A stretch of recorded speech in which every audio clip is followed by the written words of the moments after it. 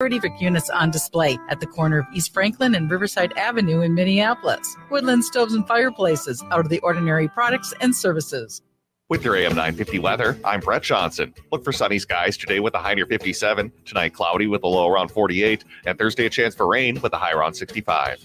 Come visit the award-winning Hazel's Northeast in Minneapolis for breakfast, lunch, dinner, or weekend brunch. For breakfast, try the slow-cooked brisket hash, hippie cakes, and meat waffle, while for lunch, enjoy favorites like the veggie burger or beet salad. Located off 29th and Johnson and at hazelsnetogo.com. Portions of the following program may be pre-recorded.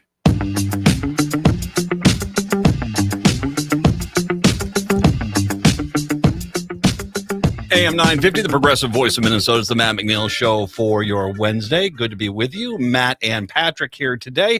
One Jeff Stein joining us here in just a little bit. Patrick, we have trouble here. There's a gang of turkeys now outside of our station door, man. Maybe they want to get us before someone gets them this November. City turkeys are tough. Although, I mean, we got some good quick eating outside right now. Who, you know, you really can taste the unleaded in there. Oh, delicious. Delicious. I think some of them prefer the diesel spice. Oh, yeah. And now we're going to encourage hipster food people to say what you really can taste is that's holiday gas station diesel right there, not that inferior Speedway Super America diesel. No, they those turkeys knew what they were doing. But the most exquisite is the Quick Trip flavored gasoline. Hey, who doesn't want to eat a turkey that's been feasting upon day old Slim Jims and payday bars in the grass? Yum. Good eating. But has the Twins game ended? Mercifully, it has indeed ended.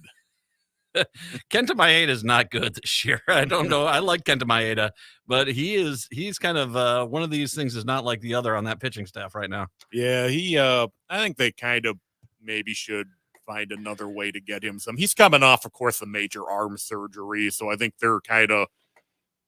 they maybe should find a way to work him in a way that's not going to be as disastrous as it has been. It is pretty remarkable that pitching staff, that starting pitching. You saw the game last night where we won finally a season series against the Yankees, first time since 2000, right?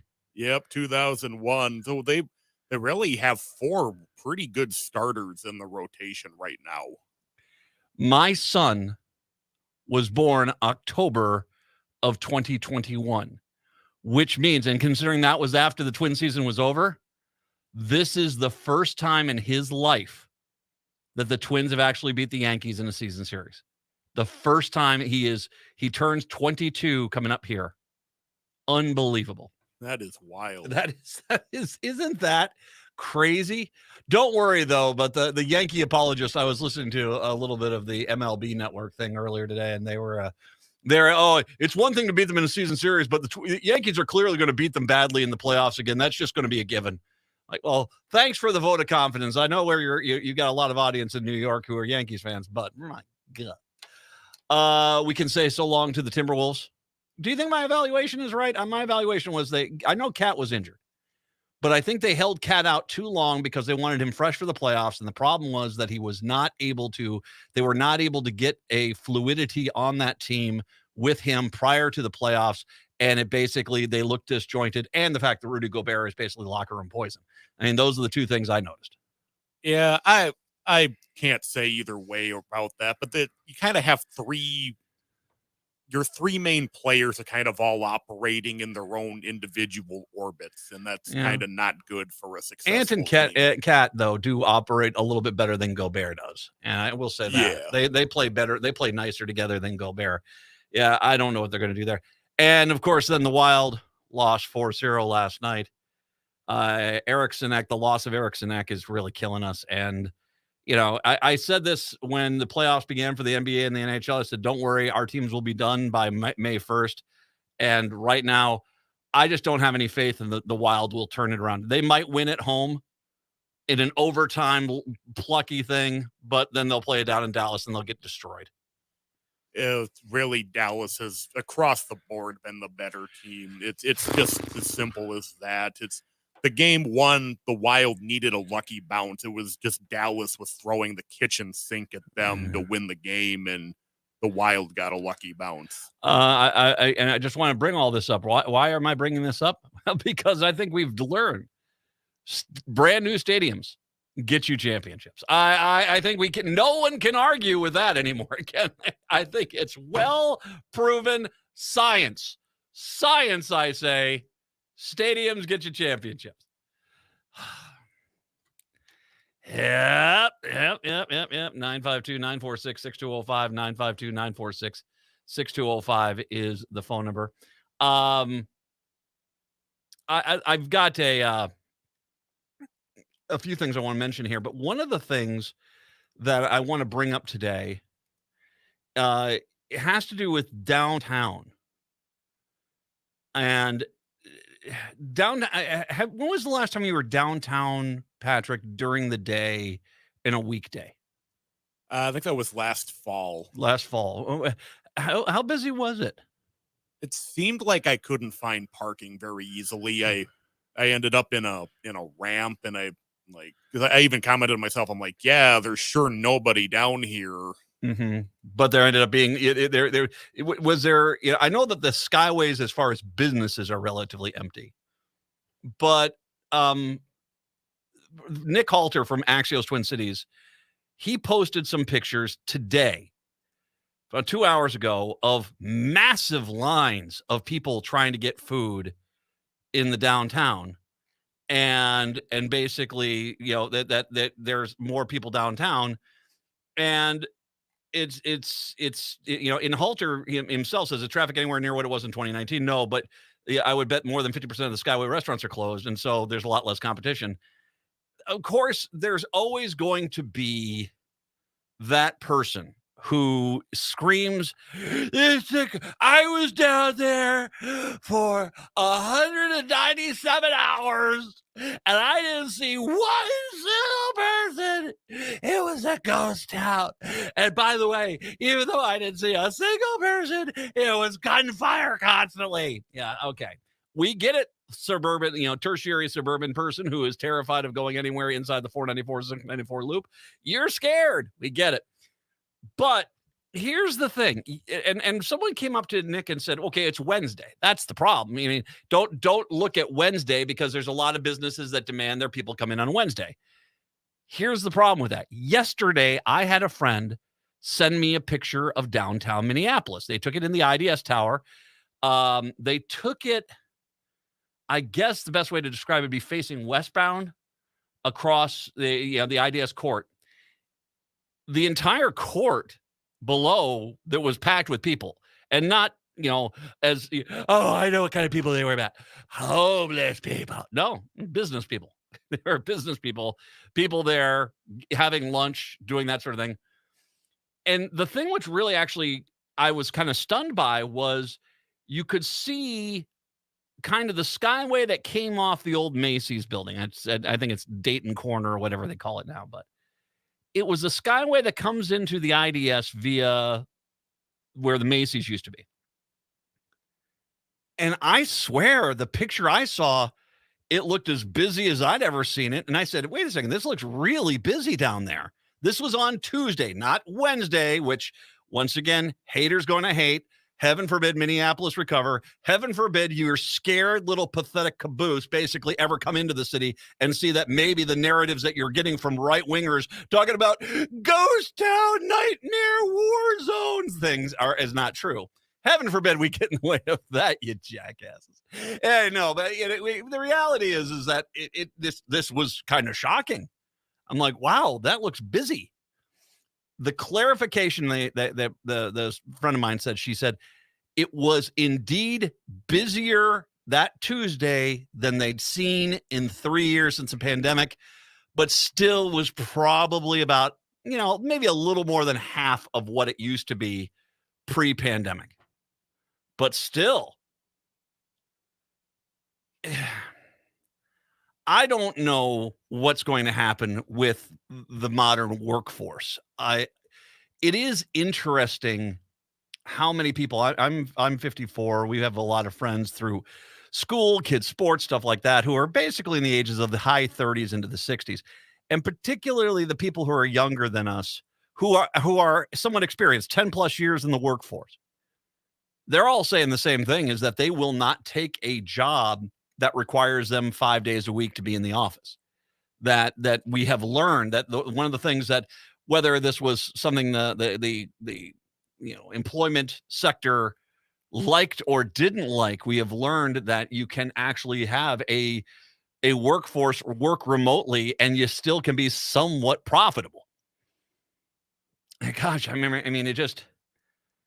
it really is a dynamic shift in how we look at employment nowadays. And it would never have happened if not for the pandemic coming in and, out of necessity to keep these companies open, they basically said, yeah, fine. Okay. You guys can work from home. And some of the companies today are in the mindset of, I don't care. It's time to get back to the office. I will be very blunt. All the people I know who are in that situation where they have to go in the office, well, outside of one, I got one friend who's got a really kind of cool job. He goes in the office, but he hardly ever sees anyone. He has his own little area and on a floor, and he basically, it's his kind of thing. He likes that.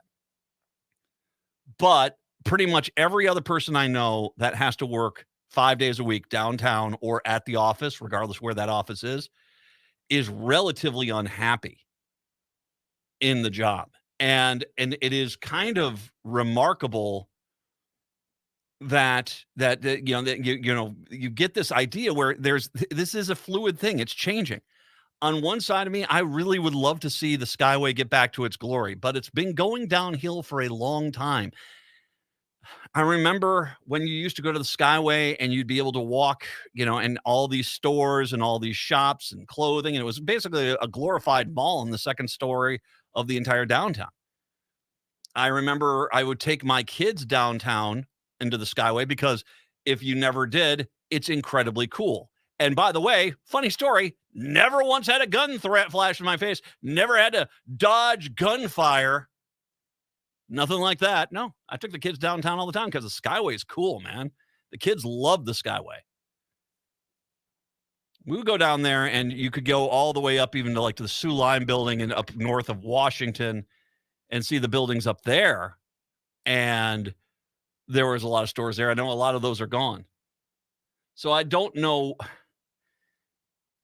I think we're kind of in this wishy-washy phase of what do we do. On one side, as Nick Halter's tweet points out, there's a lot of people waiting in line to get food downtown, which if I'm a restaurateur and I've got one of these quick shops that can put out a good quality lunch real quick, regardless of what kind of cuisine it is, I might be looking at it as maybe I get down there because the rents are going to be pretty cheap. I imagine they got so much space. I imagine you can probably get a decent rental there.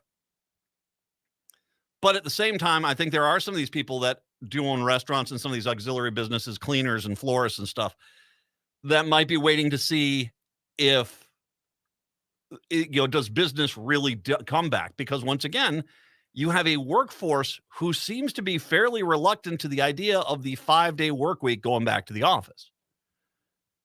Needless to say, I'm encouraged. I've gotten 2 days in a row now. I've seen pictures of the Skyway where it shows me people are coming back. Is it like it used to be? No. But they are coming back. Now, once again, prepare yourself for I was in the Skyway for 973 hours and I didn't see a single person. Get ready for that person, because nothing warms the heart like an angry Republican upset with reality. So that being said, things seem to be changing, and it doesn't surprise me because, God, I was down, like I said, I went down to watch Hamlet downtown.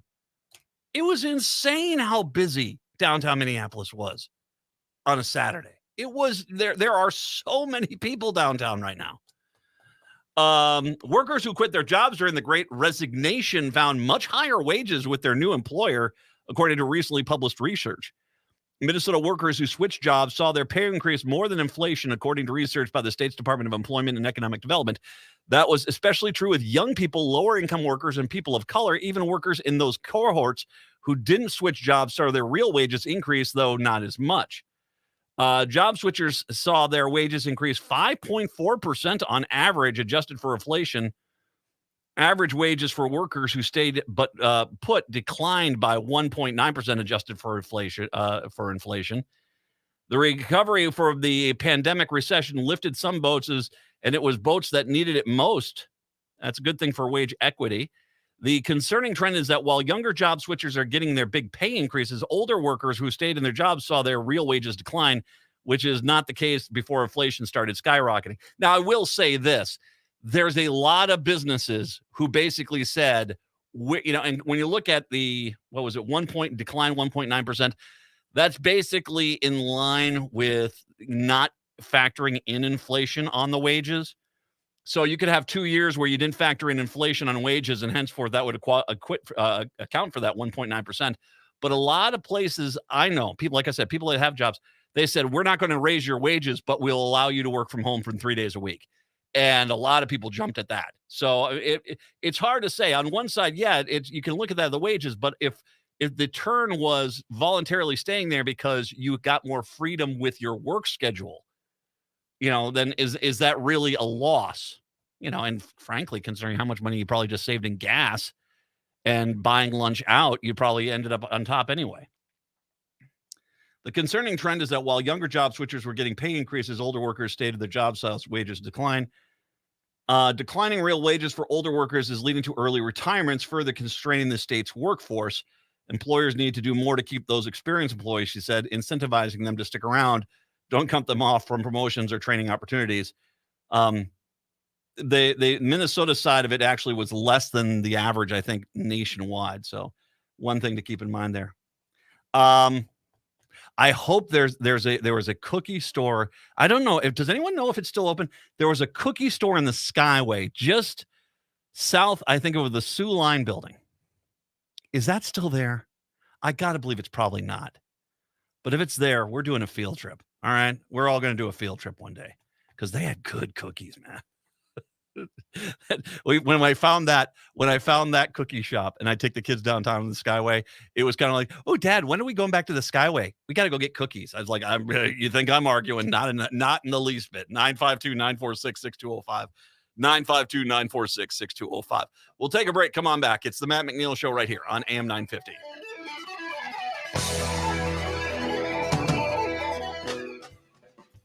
The St. Paul Art Collective is thrilled to announce the return of the St. Paul Art Crawl this spring. And new for 2023, the St. Paul Art Crawl will now span 4 weekends through May 7th. The St. Paul Art Crawl will feature different districts each weekend, so you will have more opportunities to see more artists and performances. The event will showcase the work of local artists from 10 distinct art districts in St. Paul. This year's crawl promises to be bigger and better than ever, with 26 different venues hosting hundreds of talented artists, live music, dance, and delicious local food. As the longest-running art crawl in the United States, the St. Paul Art Crawl is an iconic event for art lovers and collectors alike. You can explore the city's diverse neighborhoods and experience the unique creative visions of each artist. So wander the St. Paul Art Crawl and discover the wonder of it all. That's every weekend through May 7th. For more information about the Spring Art Crawl and how to donate, visit stpaulartcollective.org. It's an absolute must for any true foodie. Vinaigrette at 50th and Xerxes in South Minneapolis offers premium oils and vinegars for the most discriminating of tastes. This is Sarah Piepenberg, owner of Vinaigrette. We bottle on-site, there's no guesswork, and you get to taste test each and every oil and vinegar we offer. Our direct relationship with the growers ensures an uncompromised level of satisfaction. When you need to know you're cooking with the finest ingredients, first contact the independently owned Vinaigrette, 50th and Xerxes in South Minneapolis. Online at vinaigrettemn.com. On Saturday, April 29th from 11 a.m. to 2 p.m., join Seward Co-op for their 22nd annual Community-Supported Agricultural, or CSA Fair, plus a welcome party. Seward Community Co-op is dedicated to helping to build a food system that values inclusivity, environmental responsibility, equity, and access. Visit the CSA Fair to see these values in action and choose a CSA chair that is right for you and your household. There will be activities for kids, treats, prizes, and more. The event will also be celebrating Seward Co-op's new general manager, Ray Williams.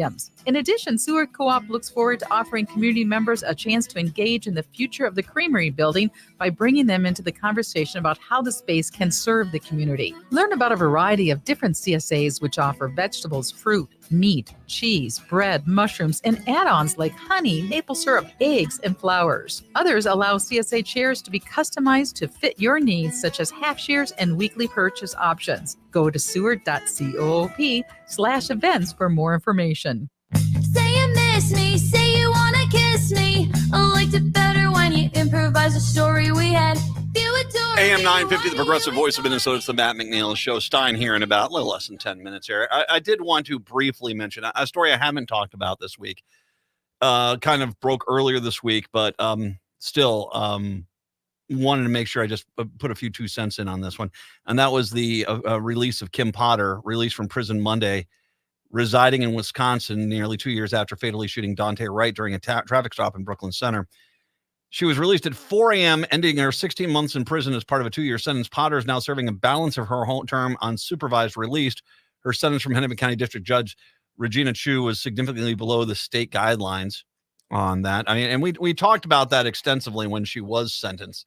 That the, you know, I to a point,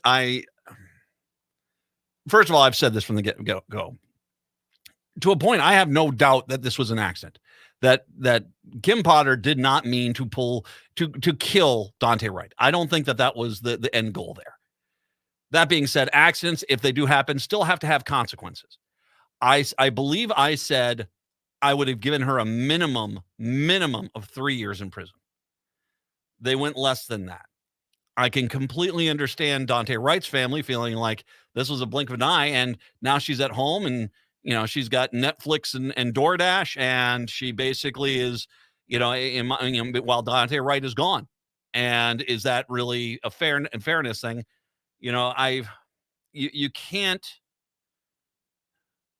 in the same sense as I am not one of these people who, like with this shooting that happened up in Brooklyn Center, where the 2 kids shot the woman, and they were going to go get home detention, basically.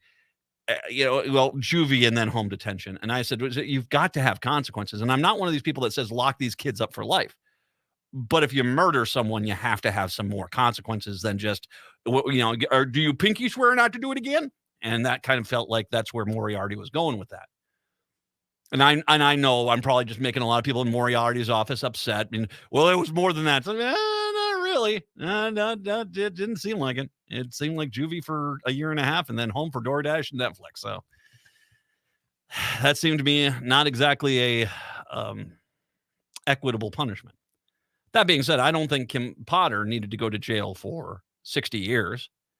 But at the same time, I think that she did get off a little light. That being said, let's make sure we step back for a second. How many places, how many states would not only Kim Potter not been charged with a crime, not gone to jail, how many states would they have given her a commendation for murdering Dante Wright while the family weeps in the corner and the law enforcement of that state gives them the one finger salute? How many states? I can at least think of 2025 that's what would have happened there. I also said that there is cause for concern about the safety of her. That was why she was released at 4 a.m. They realized her based on the intelligence we gathered.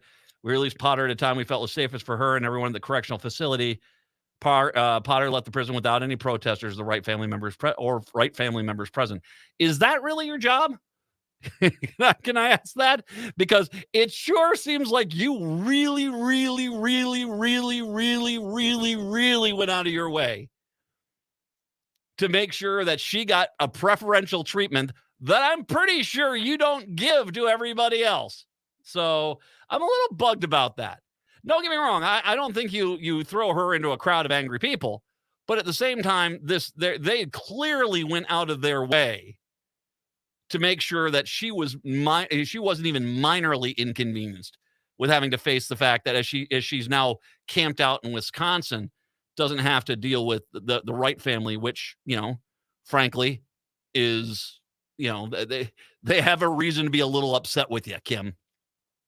And so I'm a little surprised by that. I'm going to presume that that's the case, because if I ever hear about this anyway, I'm going to call for the freaking firing of the administration of that prison under the argument that, well, cops get different, cops who go to jail, who've been convicted of a crime, who have to serve their term, they get special treatment. And I'm going to hold you to that. So just unless this is your new standard, expect that rant coming at some point here. Okay. Here's the condition of Potter's supervised release. Maintain contact with and keep supervised released agent informed of place of residence and activities. Fairly uncommon. Submit to unannounced visits or searches to comply with drug or alcohol testing as directed. Okay. Do not, and the problem here I have is, does anyone think that she's not going to have a heads up on all this stuff? Of course she will. I at least feel as if she will. I don't have any faith that, hey, by the way, we're going to be doing an alcohol test, so make sure you haven't had anything to drink for a few days beforehand. I think that'd be my guess. Do not possess guns, ammunition, or other dangerous weapons, including replica weapons. I got to be honest with you. I'd be shocked if she did. You accidentally shoot somebody and murder them. I don't think you necessarily want to have another gun. Remaining law-abiding, refraining from engaging in any assaultive abuse, violent, harassing, stalking, or threatening behavior, or other behavior that poses a public risk. No contact with the Wright family or others deemed to be by the DOC to be a victim. You cannot leave Wisconsin without permission. That's punishment enough. I will say this, one last thing about this. Did you see the two pictures of her, the picture when she went to jail and the one when she came out? Yeah, I think we talked about it.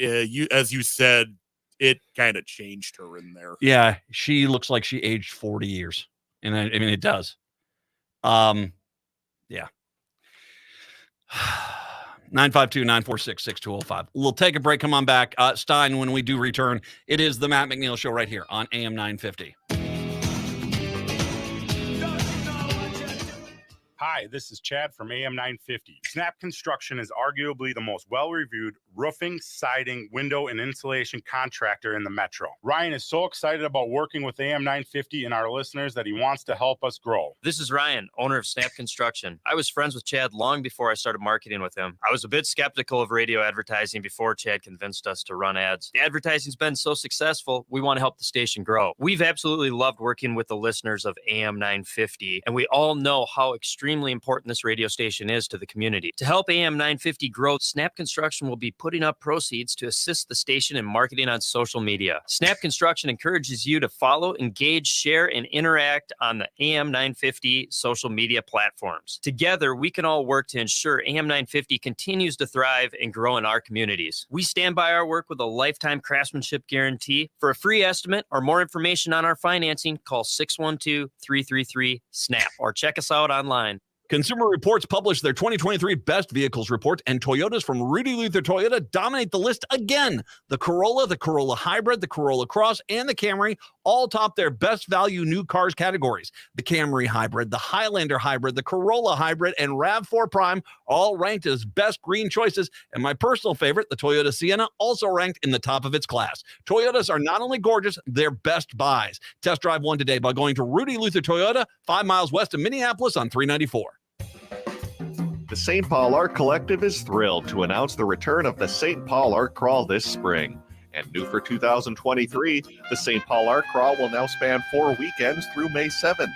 The St. Paul Art Crawl will feature different districts each weekend, so you will have more opportunities to see more artists and performances. The event will showcase the work of local artists from 10 distinct art districts in St. Paul. This year's crawl promises to be bigger and better than ever, with 26 different venues hosting hundreds of talented artists, live music, dance, and delicious local food. As the longest-running art crawl in the United States, the St. Paul Art Crawl is an iconic event for art lovers and collectors alike.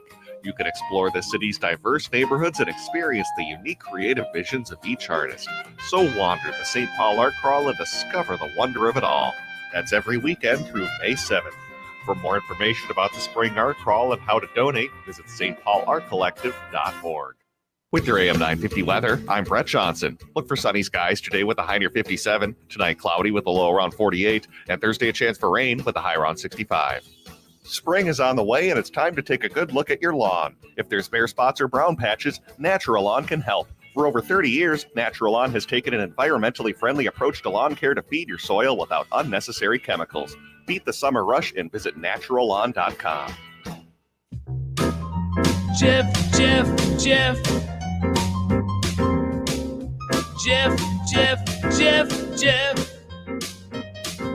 J-E-F-F, Jeff.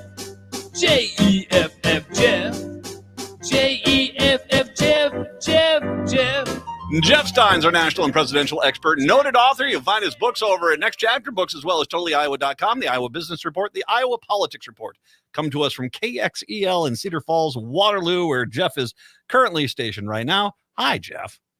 Matthew, they've moved the camera again. Well, it's we've determined that this is basically the least offensive positioning on me. So, well, well, what was the name of the clown in the Mary Tyler Moore show? Chuckles. If we don't have an image of Chuckles the clown, because this is actually good because it's a friendly look, because see, you're looking now toward the person you're talking with. Before, it was so now it's just friendly, down home, friendly Matt McNeil. How the heck is this thing not sponsored by SeaWorld? Can we ask that question? They're having enough of a time apologizing for killing animals, so it's off their radar at the moment. But. You're saying the killer whales don't like being in the small tank, you say? Wow, you're really shocking me with that one. Okay, do you think? Speaking of killer whales, we'll dive in ourselves here. Let's look at this bill that the House is trying to get passed. Okay. This McCarthy thing. Is there? I mean, it's is there really any chance it's going to pass? I mean, right now it sounds like definitively 2 of the Republicans are no's, which means there are 2 votes left. And particularly if you are a moderate Republican, do you want this to be on your record when your election starts back up again in 7-8 months? Well, here's the thing. This is the first challenge, the first big challenge. Can he build a coalition? And it's not going well. It has not been going well, right? I mean, that was, by the way, that was underrated funny. And it ain't going well. It's not going well. Well, you can tell it's not going well because they work late into the night. And then there are supposedly concessions. And then someone who supposedly knows says there was no concession. The bill was closed. And then today we learned there was an ethanol concession to get the farm state votes. But that's going to anger somebody in the oil patch. I mean, this is no different than when the Republicans crowed about the small majority that Nancy Pelosi had. And so my sense is they will get it passed only because you've got to start somewhere, and they have done nothing. And now let's be very clear. They've done nothing on this issue, despite saying they were going to do a lot of things. Where's the proposed budget that was supposed to be delivered before April 1st? The president's budget is out there, but they have nothing to compare it with. The public has nothing to compare it with. They can't agree on things. They're way behind schedule. And so there's a sense of, guys, you've got to at least pass something that the other side can reject so you can engage in conversation. Otherwise, it's all coming from the left side of the political spectrum. Reminder, we still 13 years later are just waiting for the Republicans who are almost done polishing up their replacement for the Affordable Care Act. And they still have yet to, they remember how many times did they come out? We got it here. It's ready to go. We just got to hone it before we put it out. They never put it out because the reality is the modern Republican, strategy basically involves never letting people see until the very last second what you're up to. Well, I'm going to be a little more charitable, but not in this respect. It's easy to run against something. Yes. It's hard to govern for something or with something. So it's very easy to say, Obamacare bad. We're going to change everything. What are you going to change it to? Oh, yeah, we haven't gotten to that part. We're going to make sure we have a budget on time. What's it going to be in it? I don't know. We can't agree. So, I mean, it's talking points that are great for winning elections, but that governing thing, that gets a little sticky. You and I have talked about this for decades. The fact that the skills that you need to become elected are very different skills than what you need as an individual to actually govern. Well, it's the same thing from a principled standpoint. It's great to run against somebody, but what are you going to do when you get there? You brought up the ethanol thing, and this actually this almost derailed him completely yesterday. The Republicans once again threw ethanol under the bus. They were going to make major cuts there. All four your Iowa House reps, plus I think 4 other ones from the Midwest, more than enough to derail the bill, said that's a no-go. This is a definitive no vote if those credits for the for agricultural industry and the ethanol industry are not there. There was some speculation that would be hard to put in because, once again, that far right of the party that seems to have a lot of say in Kevin McCarthy's ear right now was 100% against that. Some of that coming from the oil producing states. But it does sound like they realize the math that if they don't have the ethanol producing House reps, that they have no chance of passing the bill. So it sounds like, did they put it back in completely, or is it just a partial reinstatement? It's a compromise, and the people on the ethanol side are saying hooray because they got something so they can save face. I mean, it's if in fact, Matt, it's one of these things where everybody is equally unhappy. Nobody got everything. Okay, you can kind of push that along, but it's again, I keep going back to how some of those on the right sat back and chuckled when the Progressive Caucus tried to pull Pelosi one way and then the others pulled her a different way. This is not only no different, it is worse because they're much more publicly strident about the positions that they're taking. And so, the last one in McCarthy's office gets their way because it's what he heard most recently because, again, to your point, 4 votes. That's all he can lose. Well, 4 votes. And his bad management style is on display because the first time those 8 Republicans came to him and said, no, the ethanol subsidies are going to be back in this bill. They basically, their first thing they said is, well, you voted against the infrastructure bill, which had these in there.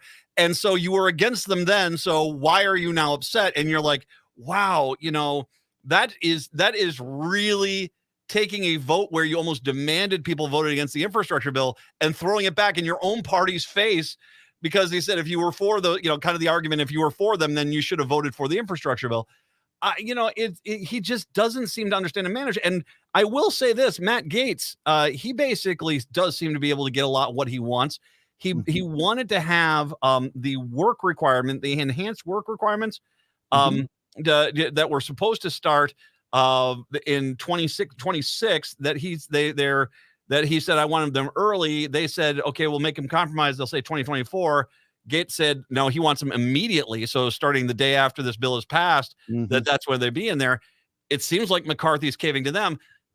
Once again, you already have Nancy Mason, who's the guy from Tennessee that has as well already sort of put out there, Tim Burchett, the Republican from Tennessee. But he's already a solid no on this bill because he there's no way he can win re-election if this bill gets passed. Nancy Mace is in a slightly D-leaning South Carolina district. She came out this afternoon and said, I believe the speaker has heard me, so I will support the bill. And I saw that statement. This is why I interrupted, because I saw that statement. I thought, I believe he has heard me, and so I'm going to fold like a tent. Okay. But okay, so what promise did she just get? She got something. Oh, well, and wait a minute. What promises can this guy give? It's still anything this guy promises still has to get through a Democratic Senate and a past Joe Biden. You can promise, okay, I'll give you a truckload of lollipops. It ain't going to happen. It is not going to happen. There are 2 things about that. To your second point, to the most recent point. he seems to think that all they have to do is pass this stuff through the House, and the American people will look at the next election in a nuanced way and say, oh, well, the Democrats in the Senate are the obstructionists. The guy in the White House is the obstructionist. Thank goodness the House was there, and we'll just change everything and it'll just smoothly sail through.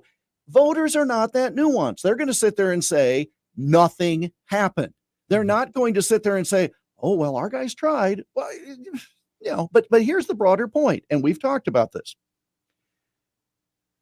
When Kevin McCarthy decided he wanted to be speaker, it was because he wanted to be speaker. Yes. And everything in his whole life was geared toward, how do I get to be speaker? His best day was it round 12? I even lost 13 or 14. Yeah, I mean, it was his best day was the 5th day that they voted, and he actually got the gavel, because it ain't going to get any better from there. And he doesn't care in one respect, because his plan was, I get to be speaker. It was not, here's what I'm going to do. You said something. I'm going to give you this is a long time ago. I think back when you and I were in Iowa, and you said no, seriously. But this was a great thing. I believe you said. He said the only thing he's concerned about is his name on the elementary school in 20 years. And that's exactly what McCarthy seems like. It's like it's like, they're going to name a few highways after me. I'm there. I'm gold. He poses, has a great Christmas card. That's it. And because this is a mess. And even if they do pass this, boy, this is going to come back on them come election season. Was I even nastier when you were back in Iowa? That's a pretty snarky thing to say. All he cares about is to have his name on the elementary school in his home district. I believe the person we were taking about. I can't remember the Iowa politician we were taking down, but they kind of deserved it at that point. I believe it was. Well, I'm not denying I said it. I just thought, wow. I mean, I know as I've gotten old and crotchety, but I was young and crotchety as well. But this is again the problem. You've got to govern, and he had to make so many deals with the devil that were inconsistent. Okay.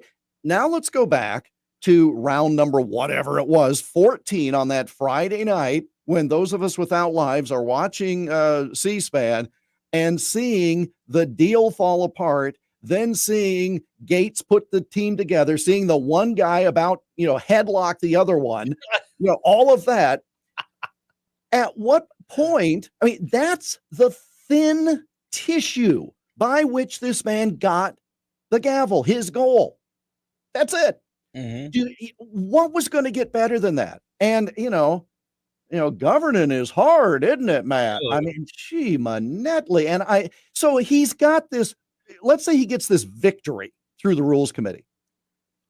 What's he doing? He's going to take a victory tour by speaking to the Knesset? What kind of power? I don't know why I'm agitated today.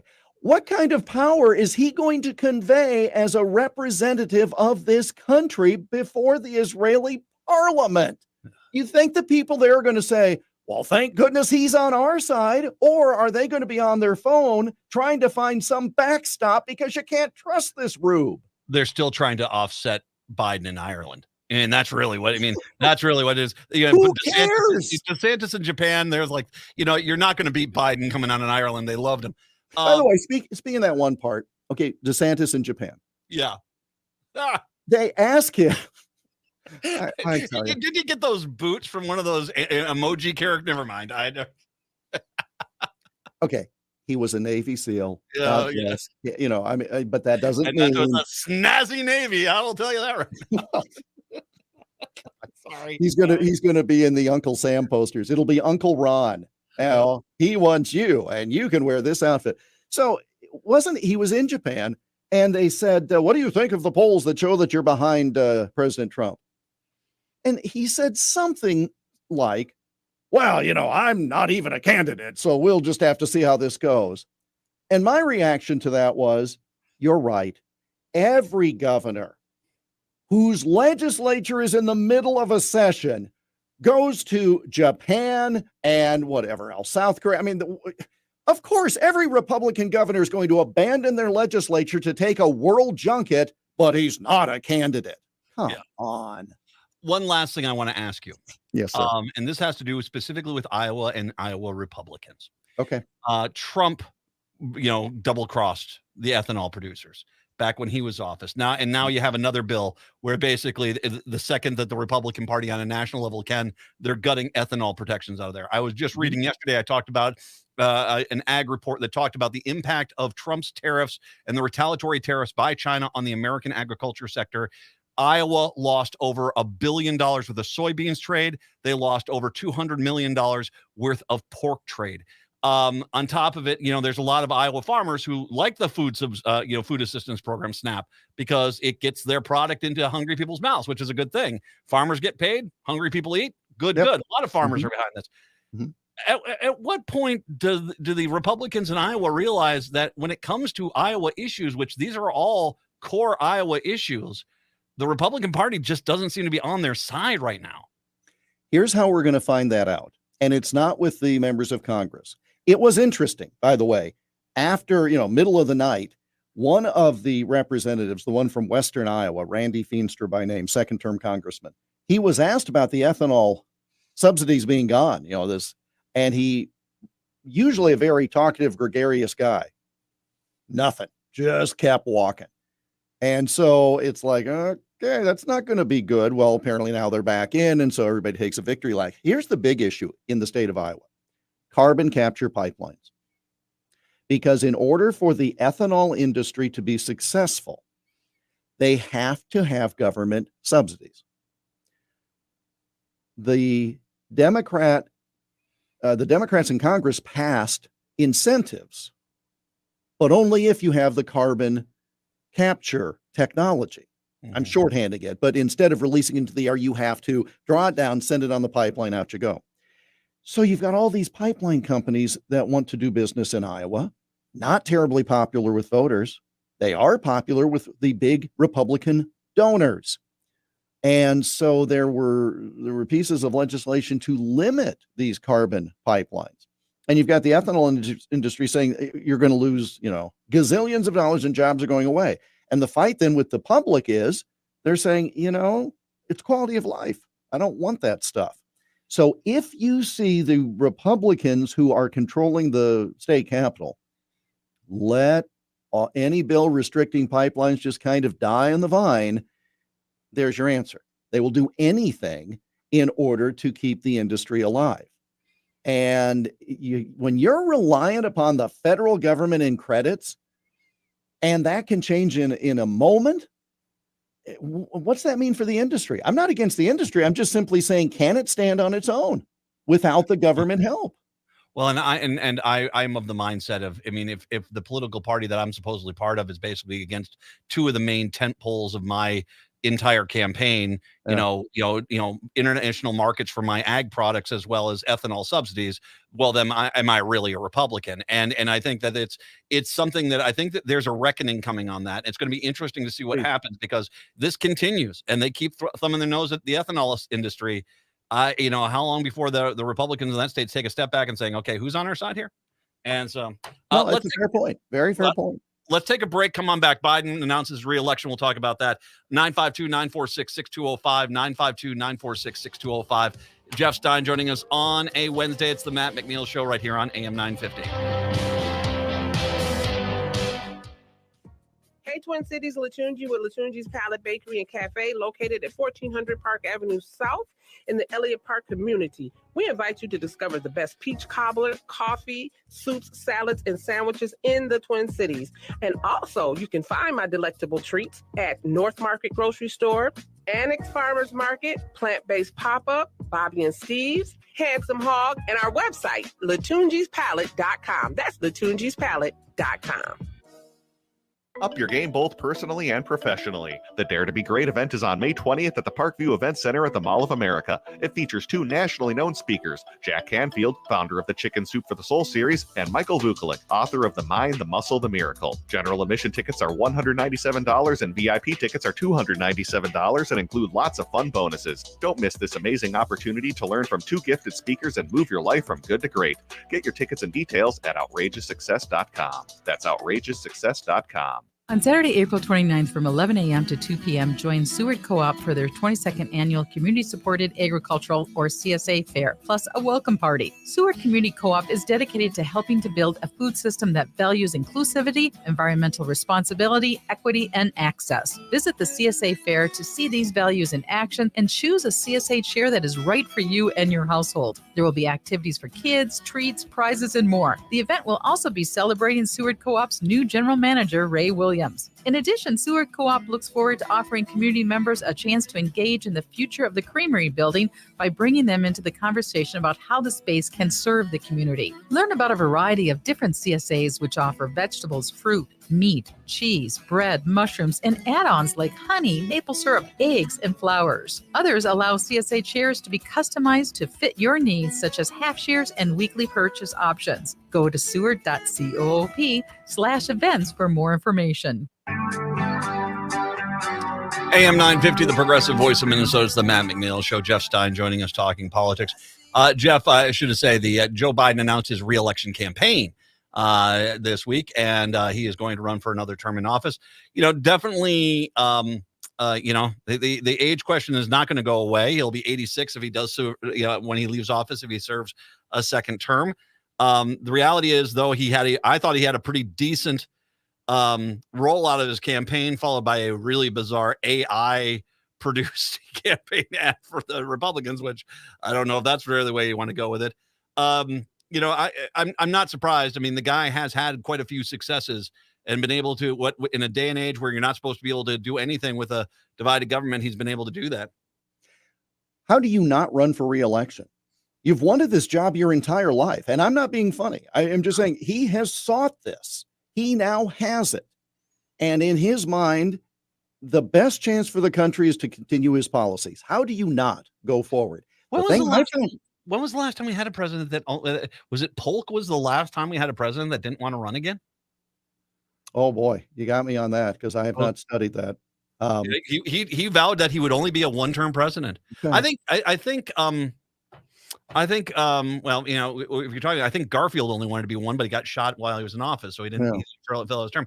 But no, you generally don't see a person run for office and say, I'm not going to run a second term. Well, again, especially since you've been running half your life. And again, not a criticism. Here's the interesting thing. And by the way, we now know what Nancy Mace got for her vote. But I'll tell you, here's the interesting thing about the Biden video. Kamala Harris was prominently featured. That's called shut up, everybody. We're putting the band back together. Because all the people who said, oh, we got to get her off the ticket, get Mayor Pete in there, et cetera, she's prominently featured in the video. That told me everything I need to know. All right, here's the report. Here's Nancy Mace yesterday called this bill weak. Now she's in favor. She will prep a balanced budget amendment with the backing of the speaker. Okay, that'd be great. She will also get a floor vote on legislation related to women's access to reproductive health and childcare services. She's guaranteed a floor vote on an active shooter alert bill, and she scores a markup on her state's reform act. Merry Christmas. Yeah. Well, and the question here is, will anyone in your party vote along with you on some of these things? But again, for her purposes, she got what she needed to take back to her voters. This is silly. Going back to Biden. Yes, the process is this. Someone wants to run against him. They're more than welcome to. Robert F. Kennedy Jr. and that Marianne Williamson, there's no chance in either one of them. Gavin Newsom, I've said, seems to be putting some feelers out a little bit, so even kind of testing that water. But the reality is that, this is really not, it could end up being a non-discussion because really, unless someone steps up who has a viable chance at knocking Biden off the pedestal, there's no one going to run against him. And the DNC says no primary debates. They will not sponsor any primary debates. So they're pretty much all the chips are in the center of the table at this point. Yeah. Gavin Newsom is probably one of the few. Is there anyone else off the top of your head that they decided they want to run that could make a run for? Not to challenge Biden from, you think, okay, Buttigieg, but he's not going to run from the inside. Bernie, we keep hearing Bernie. Oh no, Bernie immediately came out and endorsed Biden for a second term. I know. I know, I get it, but he's not going to run. No, the fact that he didn't even let that try to fester at all in the sun. Yeah, he was too quick. I'm suspicious. He was too quick to go I along. want to get there. Soup is almost done. I got to get going. But one thing, I'm all for Joe. Jeff Stein, once again, Iowa Politics Report. I'll post that a little bit later. Hour 2 of the show is coming up next. Hey, John, I heard you're turning 65 this year. Time to start comparing your Medicare insurance options. Oh, I am so overwhelmed with all the different Medicare companies and plan designs. I don't even know where to begin. Really? I worked with compareyourmedicare.com and they made my Medicare decision seem easy. Huh, really?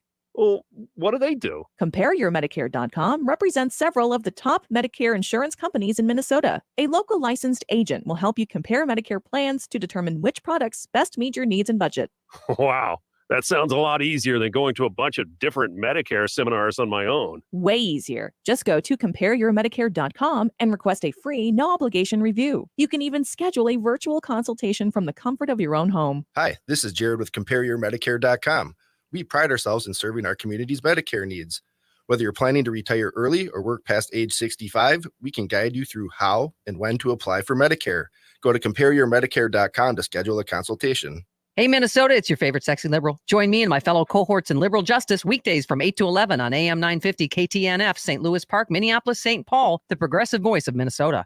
AP News, I'm Ed Donahue. Republicans in Montana barred transgender lawmaker Zoe Zephyr from participating on the House floor for the rest of the 2023 session after she refused to apologize for telling them last week that they would see blood on their hands over votes to ban gender-affirming medical care for children. Zephyr stated her case. I have had friends who have taken their lives because of these bills. I have fielded calls from families in Montana, including one family whose trans teenager attempted to take her life while watching a hearing on one of the anti-trans bills. Zephyr will still be able to vote remotely under terms of the punishment, yet will be unable to discuss proposals and amendments. President Biden is downplaying talk about his age, a day after announcing he's running for re-election. Here's the AP's Sagar Magani. He's the oldest U.S. president. Just don't ask him how old. I can't even say the number. It doesn't register with me. But it does with many Americans. The president's 80 and would be 86 at the end of a potential second term. He wants them to focus on his accomplishments, not his birthday. And they're going to judge whether or not I have it or don't have it. He's already released his first campaign ad, billing himself as a defender of freedom, heading into what's likely to be a tight race in a bitterly divided nation. I feel good. I feel excited about the prospects. Sagar Magani, Washington. Republican former Arkansas Governor Asa Hutchinson announced today he's running for president. Disney is suing Florida Governor Ron DeSantis over the Republicans' takeover of its theme park district, alleging that the governor waged a targeted campaign of government retaliation after the company opposed a law critics called Don't Say Gay. In court in New York in her lawsuit, writer E. Jean Carroll told the jury Donald Trump raped her in 1996. Trump has denied it. The Dow finished down 228 points. This is AP News.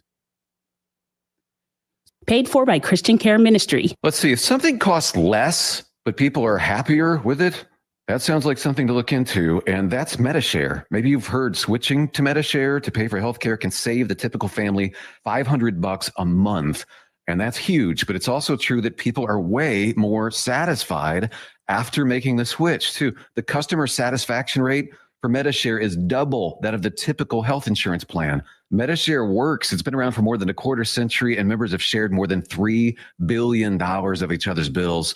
People love having telehealth and a huge nationwide PPO network. So, yeah, you can save a ton and like it better. Imagine being happy with how you're taking care of your health care. So if you're self-employed or part of the gig economy, or you just want a plan you're happy with, you can call right now and get a price within 2 minutes. A very, very smart use of 2 minutes. Here's the number you need. 855-51-BIBLE. That's 855-51-BIBLE. 855-51-BIBLE. Turn to Auto Technical with your vehicle donation. We have families waiting for a car. You know, over 85% of unemployed are successful in finding and keeping a job if they have dependable transportation. A car plus a job equals a life changed. 612-919-5526. We have families waiting for a car. 919-5526 or autotech.org. Hey, it's Patrick. If you love your home, then you know it's a place that's so much more than just a place to keep your stuff. It's a place where some of the most treasured memories of your life have been made and will continue to be made.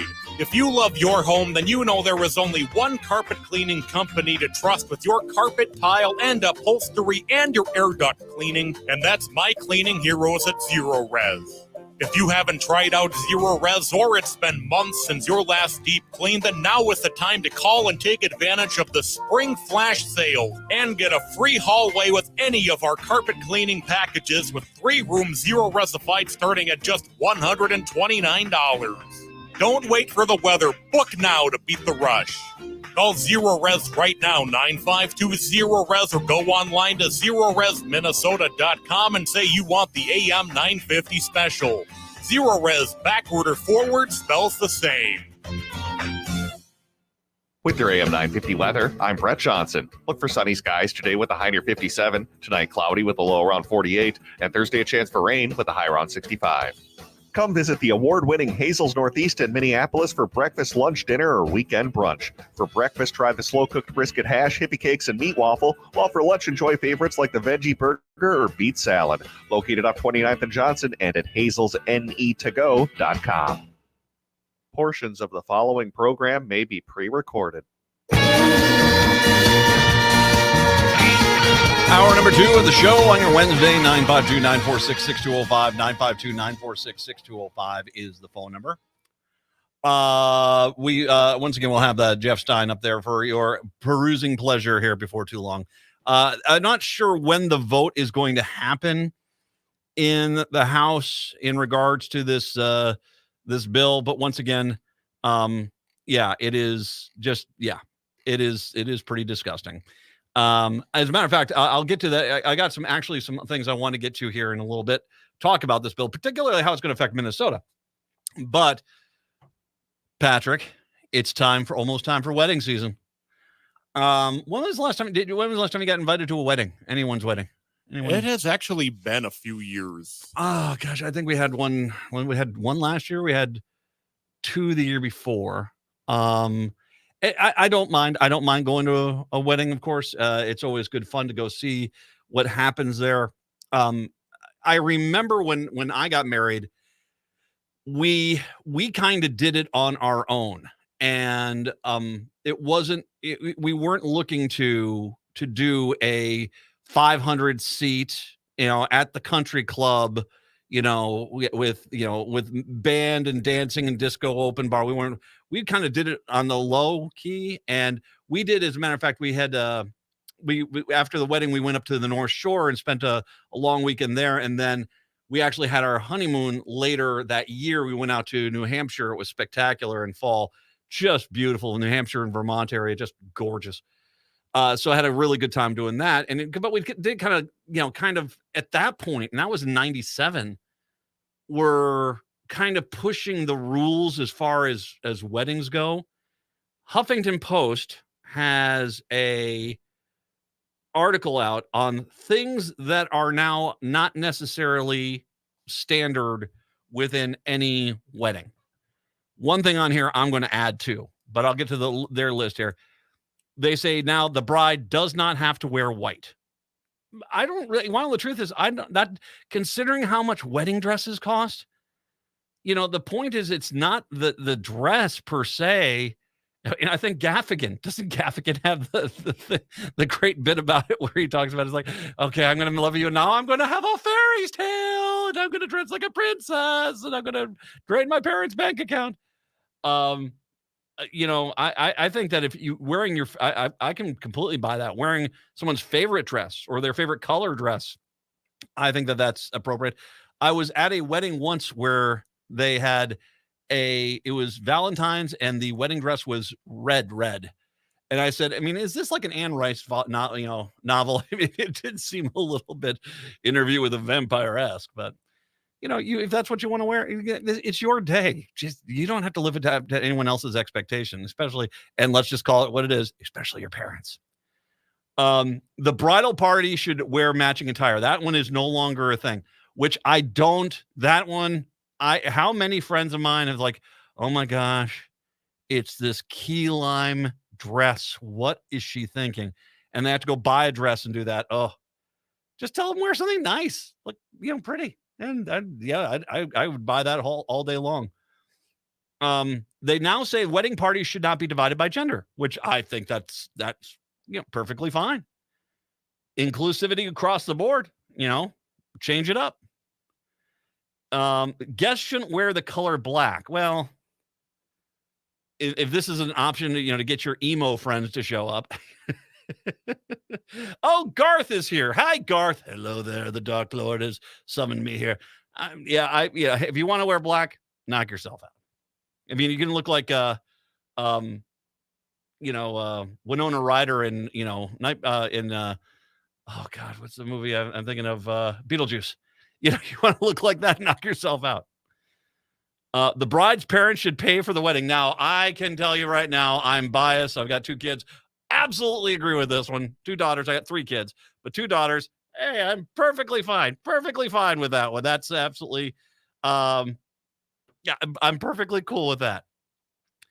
We did get some money from my wife's parents, but it wasn't a lot.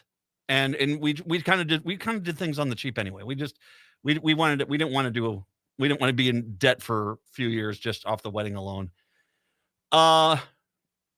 The newlyweds doing a receiving line to greet their guests. Are you sure that's out? Because I have yet to meet someone that doesn't really enjoy that. Because you get at least some face-to-face time with everyone who's there. And a lot of time you get some gifts too on the side, here's an envelope. Thank you very much. I don't know. I mean, I guess if you don't is this an offshoot of our modern society where people actually having face-to-face conversations with other human beings is like, oh my God, they expected human contact. Is that what it is? That's actually a very good question. Because has anyone ever been upset about the greeting line, the receiving line?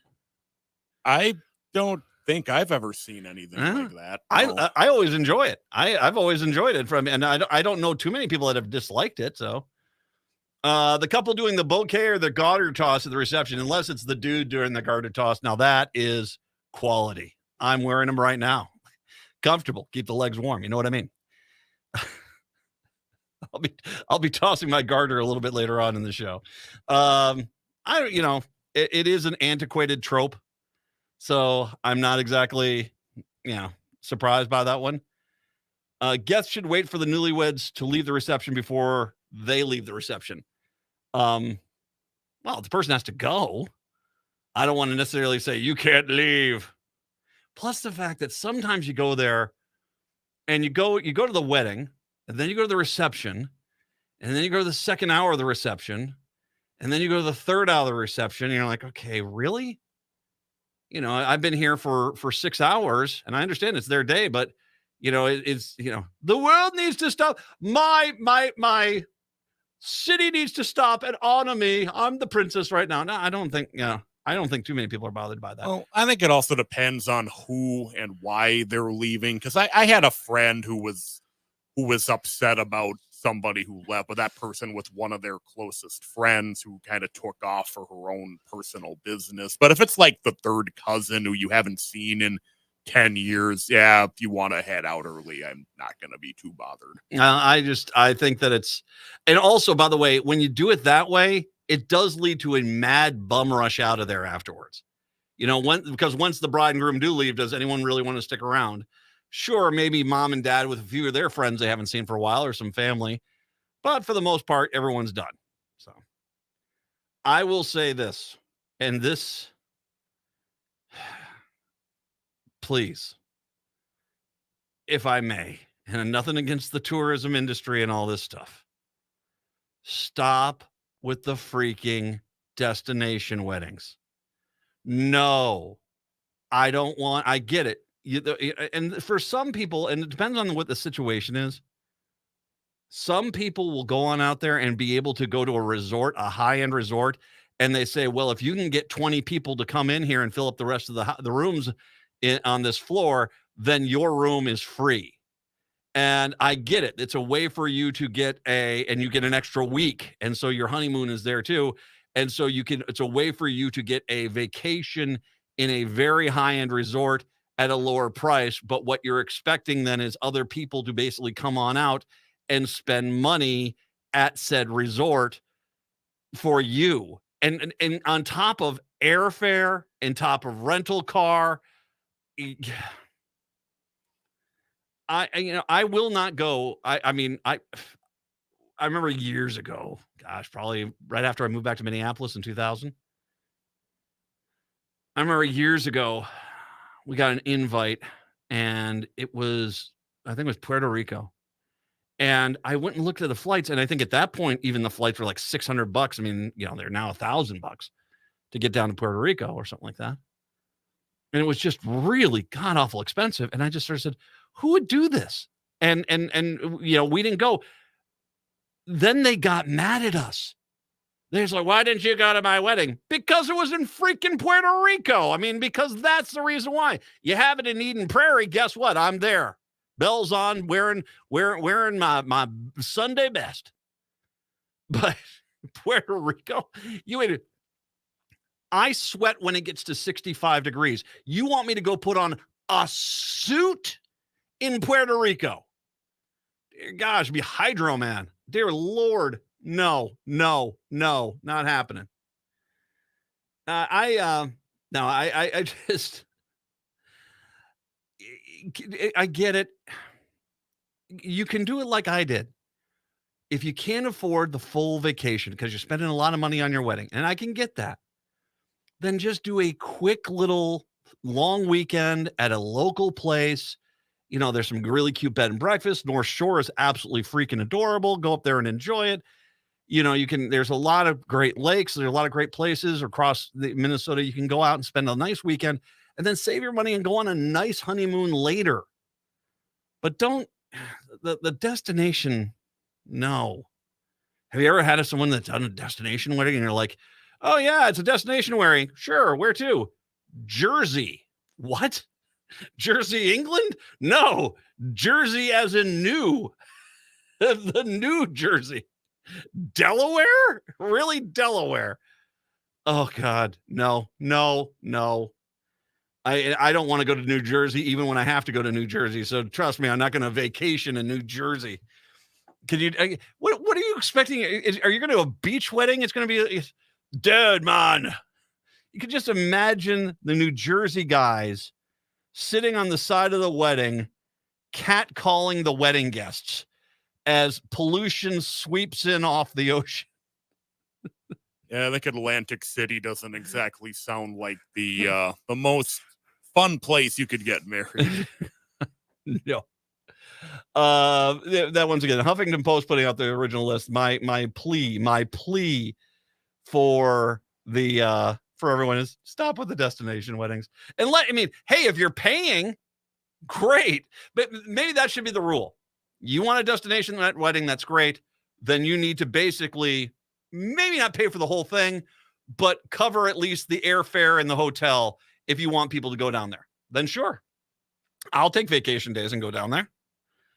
But yeah, do you like us as friends? Sure. Do you like us at $1,000 per person? Not really. No, I don't even have to debate that. No. 952-946-6205. 952-946-6205. So I wanted to mention in this bill, this House bill that they're doing, if I can, I want to remind people that the House Republicans could do 3 separate things to basically, two of them to decrease the budget, but the third thing to help out the economy. One is they could just raise the debt ceiling. They could. It's really not going to hurt anything. They could do it. They're choosing not to. They're saying we're responsible. Well, if they're responsible, then the second thing that they could do is repeal the Trump era tax cuts, which weren't really tax cuts, which were really just basically the Treasury Department handing out a bunch of cash to the wealthiest Americans and basically making the middle and lower class pay it back, and creating a massive deficit. You could just rescind those, and that would actually take care of a good chunk of the deficit right there. They say they refuse. They could look at military spending. We currently spend, was it 10 times more than the next 20 or 19 countries combined on our military?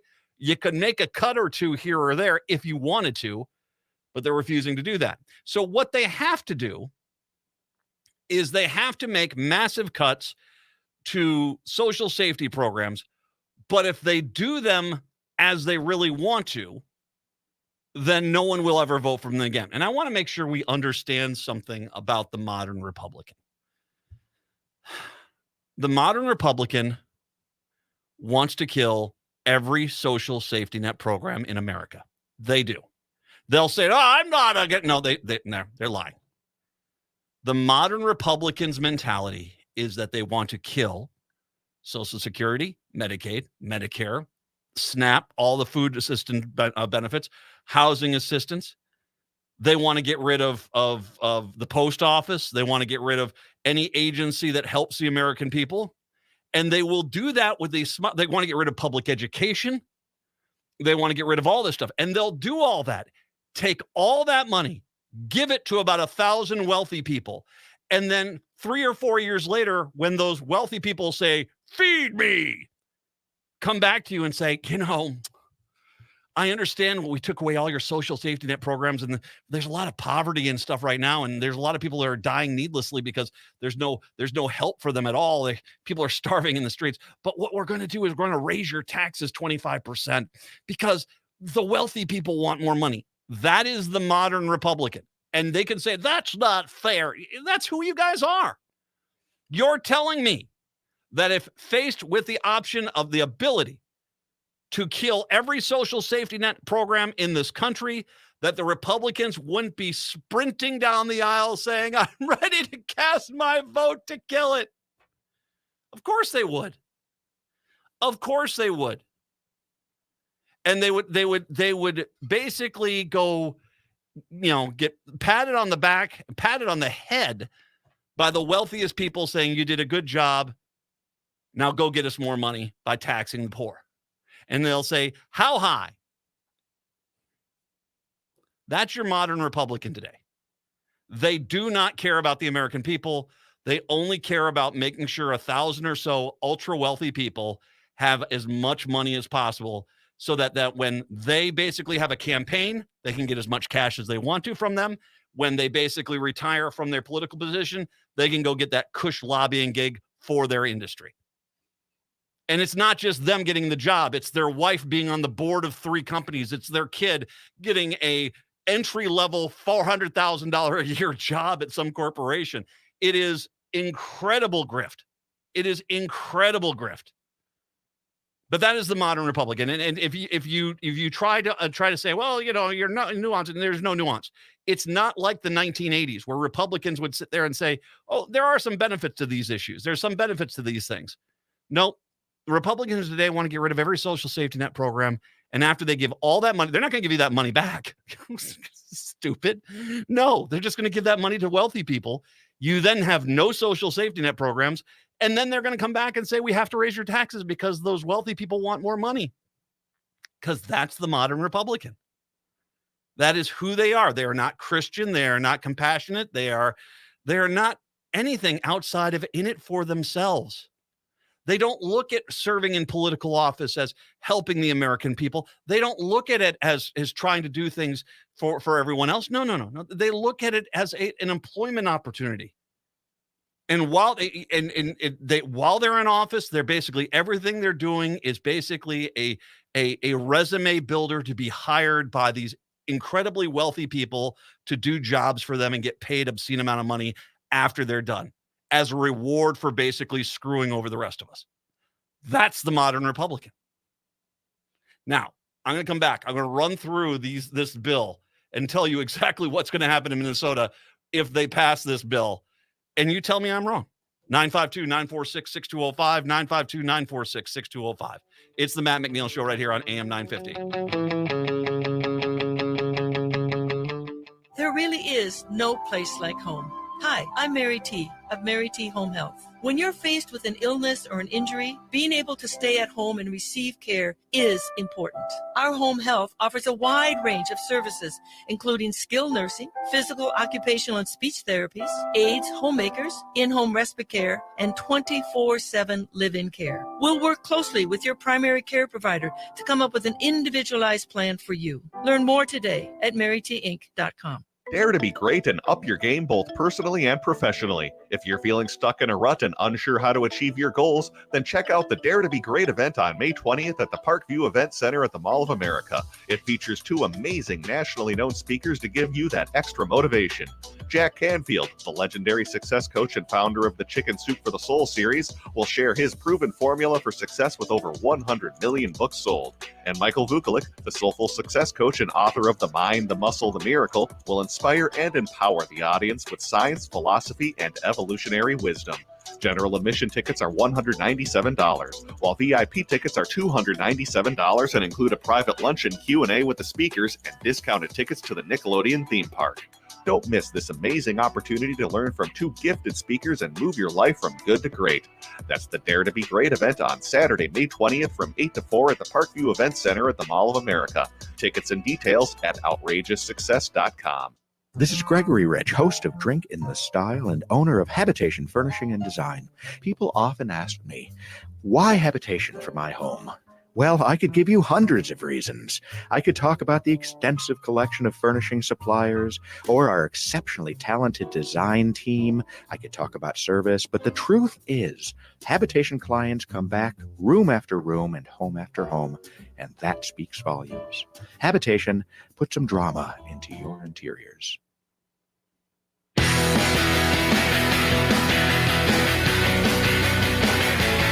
AM 950, the progressive voice of Minnesota. It's the Matt McNeil Show, 952-946-6205, 952-946-6205. So this bill is going to cut a lot of things across the board. I want to just highlight two things that this House Republican bill would do. And particularly, I want to start with Minnesota on the education cuts that they would do. These would be Senator McCarthy's education cuts for Minnesota only. So that when Finstead and Stubby and Fischbach and Emmer all basically vote to pass this, which they will with aplomb, this is what they're voting to do. The program the proposal would cut $40 million in Minnesota alone for Title I funding for Minnesota schools serving low-income children, impacting an estimated 230,000 students and reducing program funding for the lowest level in almost a decade, a cut equivalent to removing more than 600 teachers and specialized education instructional support personnel from classrooms. So basically just gutting the amount of money there that would help low-income kids. Under the proposal, as many as 146,000 children in Minnesota with disabilities would face reduced supports, a cut in IDEA funding equivalent to removing approximately 800 teachers and related services providers to the classroom. Think about this. If you are in Michelle Fischbach's or Tom Emmer's or Brad Finstead's or up in Stubby's district, if you're in any of those districts and you have a child with a disability, they're going to vote to basically gut the funding for your kid. They're not on your side. They're not on your side because they're doing that not because they have to, but because they're desperately trying to protect the Trump-era tax cuts for the wealthiest people and make a political statement at your expense. Mental health support for students. The House Republicans' proposal would limit educators' ability to address student mental health issues, including through violence, suicide, and drug abuse prevention by cutting Title IV Part A funding for Minnesota schools by $2.4 million. It would eliminate student debt relief. The proposal would cancel Biden's student debt relief plan, keeping much-needed emergency student loan relief up to $20,000 from 327,000 approved applicants across Minnesota. 327,000 applicants in Minnesota have applied for that funding. They would not be helped because Republicans said, no, wealthy people need that money, not you. And that's what they're saying. That's what they're saying. They would make college far more expensive. The House Republican proposal would not only likely eliminate Pell Grants altogether for 1,500 students in Minnesota, it would also reduce the maximum award by nearly $1,000 on the remaining 327,000 students who receive a Pell Grant, making it hard for them to attend and afford college. That's just in Minnesota. That's just in Minnesota on the education cuts.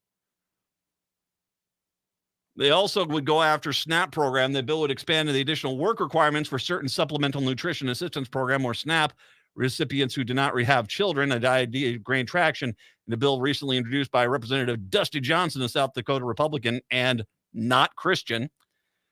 As the law stands now, all recipients, and by the way, don't you dare come back to me and say, how dare you? No, how dare you? Gospel of Matthew, dude.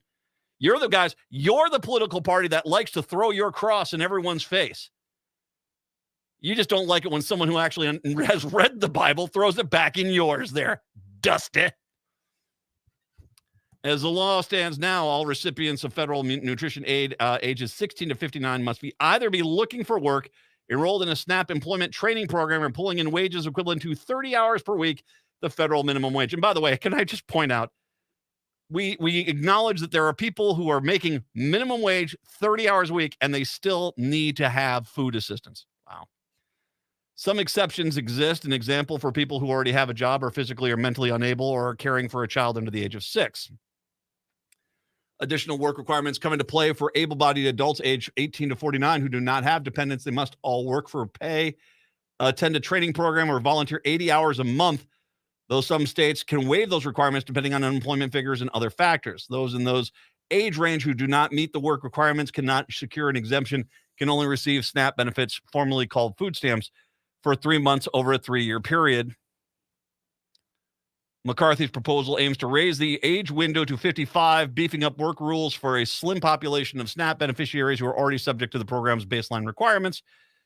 SNAP age adjustment plus proposed expanded work requirements and other low-income benefit programs, including Medicaid, which provides health insurance and temporary cash assistance for needy families, which assists families with children, could cut $100 billion and $120 billion from government spending over the next 10 years, according to respective analysis.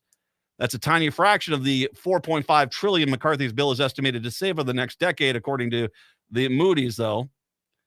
Those in favor of expanding the work requirements for adults without dependents age 50 to 55 asked the libertarian think tank, the Cato Institute, acknowledge it's a small part of the savings of the Republican plan, but it's important to begin reining in bloated entitlements and adjusting eligibility to encourage work. That's a good place to start. Now, once again, they're not going to save that much money. They're going to hurt a heck of a lot of people. And once again, they could just raise the debt ceiling and negotiate these bills, or they could undo the Trump era tax cuts, which created this deficit mess, because that's really where all this came from. The same Republicans who back in Obama's like, why isn't Obama fix the deficit? The second they got into power, like, deficit spending is the greatest thing on the planet. And now, and basically, one thing, if I may just take, do you understand, if you don't understand how this works? So Trump basically went to the Treasury Department saying, I want you to borrow a bunch of money from China, okay? And we're going to bring it back to the United States, and we're going to say it's for everyone else. But the reality is pretty much only people making $1 million or more per year are going to get that money. And we're just going to give them that money. We're literally going to just load it onto wheelbarrows, roll it up to their house. Well, not literally, but, figuratively, load up wheelbarrows full of cash, roll it up to their house, ring on the doorbell saying, here's your free cash. And they're going to say, great. Now, if you understand, you've just borrowed a bunch of money. So what happens? What the Republicans don't want to do is come back to you, the middle and lower class, and say, hey, you remember that tax cut we said we're going to give everyone? Well, we didn't give it to you. We're giving it to the wealthy people, and we have to raise your taxes dramatically to pay for it. They don't want to do that because they know that they would get torpedoed in any. I mean, if you pay attention at all, you should see the joke that is the modern Republicans' idea of responsible balancing budgets. For God's sakes, the entire program here is because they borrowed money from China, gave it to the wealthiest people, and didn't then want to come back to the middle and lower class and say what they had to say, which is we need to raise your taxes dramatically to make sure that that money we borrowed from China gets paid back at the expense of you. So they just threw it into the deficit. And you could undo that tomorrow and just say, you know what, let's just, give that money back, claw that money back from the wealthiest people, give it back to China, and done. Deficit drops a few trillion almost instantly. Great. And they don't want to do that. Meanwhile, disabled kids' education will take a dramatic hit because, heaven forbid, Republicans ever go and do what's best for the American people as opposed to a handful of wealthy jackasses. 952-946-6205, 952-946-6205. Take a break. Come on back. It's the Matt McNeil Show on AM 950.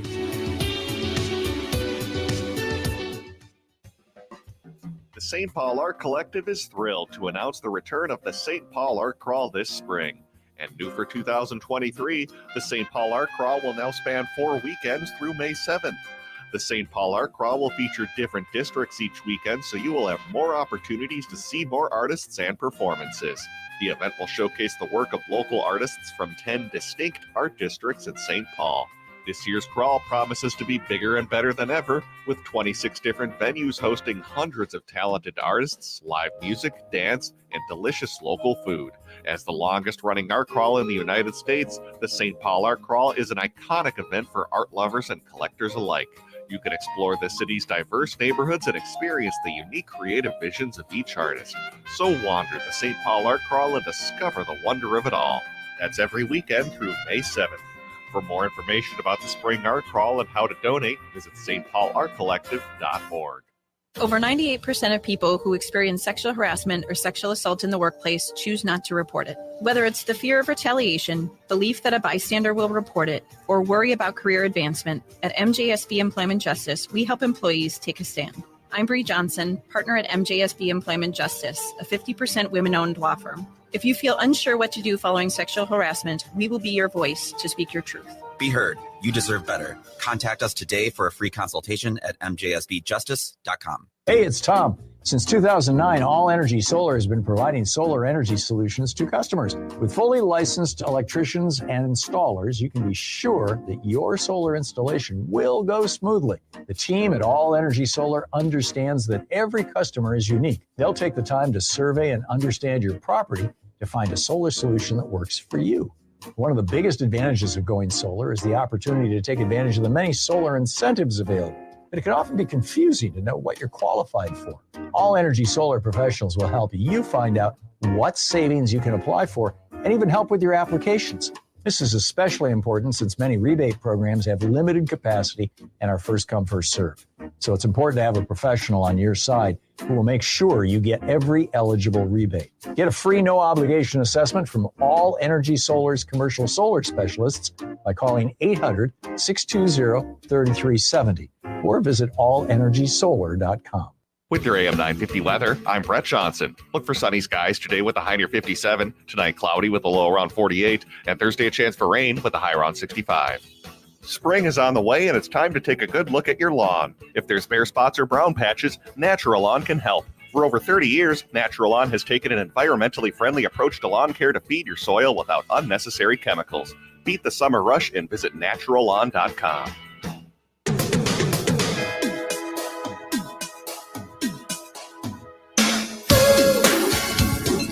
AM 950, the progressive voice of Minnesota, the Matt McNeil Show. It is the truth. I mean, the Republicans are just not on your side. I mean, if they were, they would put out a budget and say, here's what we're going to do. Eisenhower came on out when he won his first term, and he was very vocal that the public was not going to be too happy that they were going to have to get rid of some of FDR's things from the Great Depression, the New Deal stuff that had been in place since, basically, he took power and it went through World War II. And Eisenhower said, we have to cut back on these things. We just can't afford it as a country. And, he said, we understand that this is going to look harsh, but the reality is that these programs are just not needed. We have to go out and convince these people that they're not needed. Republicans don't do that. I mean, is any Republican going to come out there and say, yeah, you guys don't need help with disabled kids at schools? No, they can't say that. They're not going to come out there and say, you know what, you're going to be better off without food. No, of course not. They're not going to say that. But that's what they can't defend it. And so what they do is they've gotten to themselves to a point where it's all about basically making sure the wealthiest people get all the money at the rest of ours expense. And to get you to vote for them, they're waging a social war. They're waging a war saying, we're Christians and they're not. That's what they're saying. I mean, I would point out, that it's pretty Christian to take care of disabled kids and feeding hungry people, welcoming in strangers from strange lands, stuff like that. I mean, Matthew, Mark, Luke, and John, the Bible, the books of the Bible, most Christian Republicans never want to talk about.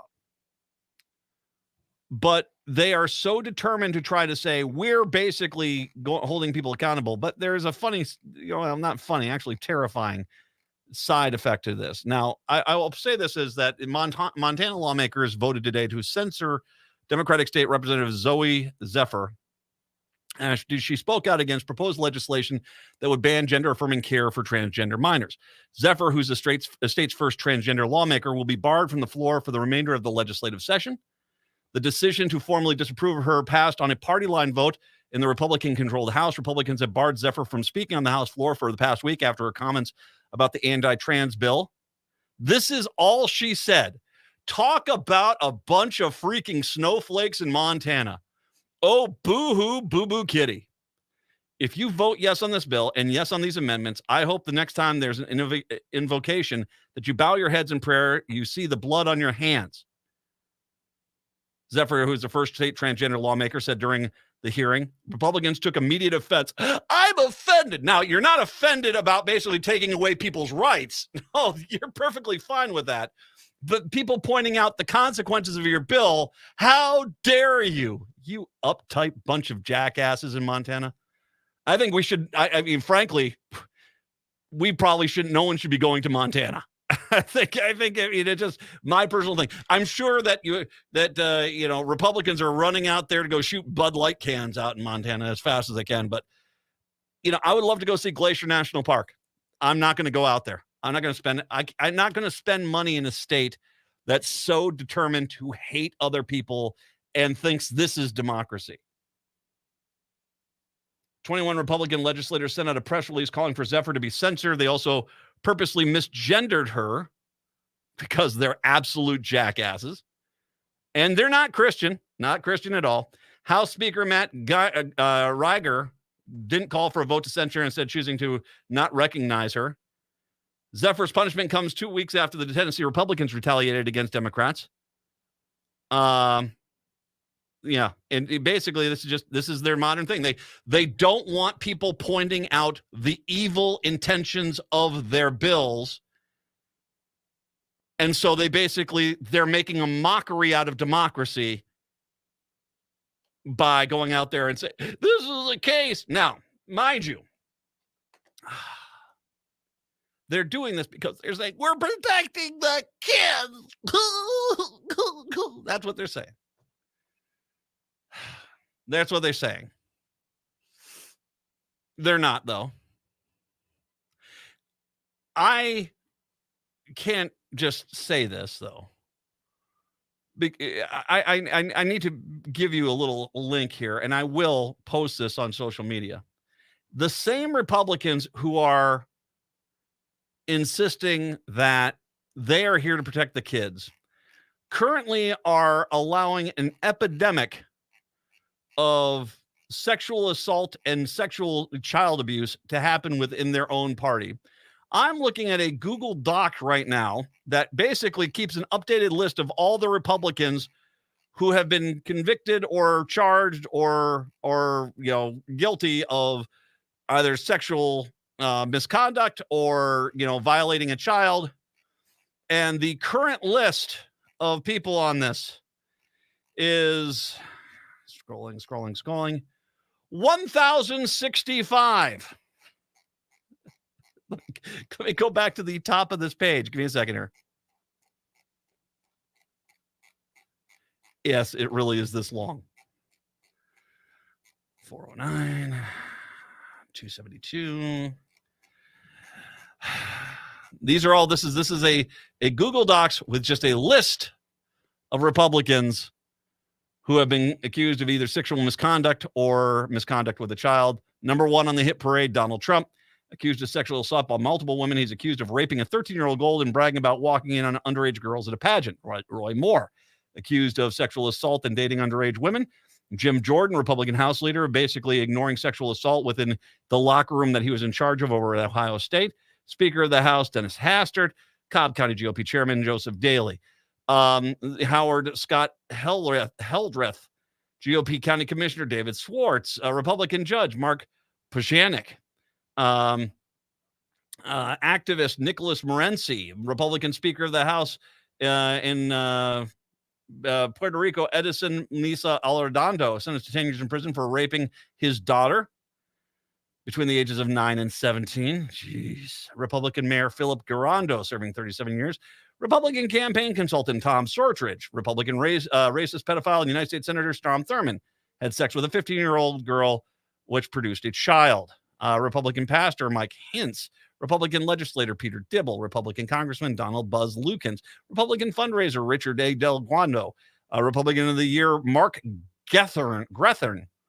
Republican State Senator Ralph Shortley, Republican activist Daniel Davy Ackerney versus GOP Congressman Dan Crane, Republican Congressman Mark Foley, Republican activist Christian Coalition leader Beverly Russell admitted to incestuous relationship with his stepdaughter. I'll tell you what, let's, you're saying to yourself, Matt, those are old. There's blah, do there. Let me just scroll to the end of this list of Republicans who have been caught, accused, guilty of sexual misconduct, many times with kids. Jacob Desmornax of Lafayette, Louisiana, police officer was arrested for showing pornography to 2 underage teens. Daniel Perry, convicted racist murderer that Governor Abbott wants to pardon, also a child predator. Hey, that's nice. Scotty Campbell, Tennessee House representative, subcommittee after he sexually harassed at least one person there. Bernard Etz Dutch DeBlow, a Republican who ran for city council in Longview, Texas. Ken Sturman, close to DeSantis ally, GOP donor, because people were investigating his interaction with a minor. He has killed himself. Christopher Link Jones, who worked for InfoWars, and more recently a creationist theme park, has been convicted of lewd acts with children. Ali Alexander, Stop the Steal organizer, and Roger Stone wannabe has been asking underage boys for soliciting pictures there. Missouri State Senator Mike Moon, Michael Wayne Coleman, Mormon bishop in Arizona. I mean, these all are just like the last few weeks, too. Josh Kraft, unsuccessful candidate for Otter Creek Township trustee in Vigo County, Indiana. Timothy Wade Owen, a former police officer from Edmond, Oklahoma. Todd Wade Allen, former Hutchinson, Kansas police officer. Paul Zunker, former Carver County, Wisconsin GOP chair, pled guilty to criminal sexual contact with a person under 16. He was sentenced to 6 months and 15 years probation. Then he was charged again for the same crime with a different person. Yes. Texas State Representative Brian Slayton. Matthew Durham, arrested for domestic violence. John Perry, Johnny Hunt. It goes on and on and on and on. 165. Most of these pretty much from the last 10, 15 years. 165, excuse me. 1,065. 1,065 Republicans guilty of, accused of, found out to be having inappropriate sexual relationships, found out to be, in some cases, assaulting minors, in many of the cases, assaulting minors. And yet, we do not have a single Republican bill to rein in this travesty, this horror that's going on out there. For God's sakes, I mention House Representative Matt Gaetz, who clearly was involved in inappropriate behavior as a House rep. And yet he is still there. As the House says, we're here to protect kids. As Republicans across the board say they're for that. It's never about protecting kids because they themselves could care less about those kids. They could care less about these kids, the victims. They're far more concerned about people not finding out about the abuse. The victims do not matter to the Republican Party. In those cases, why did you have to go to the media? And if you dare do something like that, maybe like in McCurtain County, Oklahoma, they'll basically try to find a hitman to take you out because heaven forbid people find out the truth about you. They don't care. This is all a dog and pony show. This is about basically trying to replace the abortion issue with another issue where hate and bigotry are the tent poles of their quote unquote integrity. And meanwhile, as they sit there and say, we're protecting kids, there's an epidemic. And by the way, Anton Lazaro is on this list.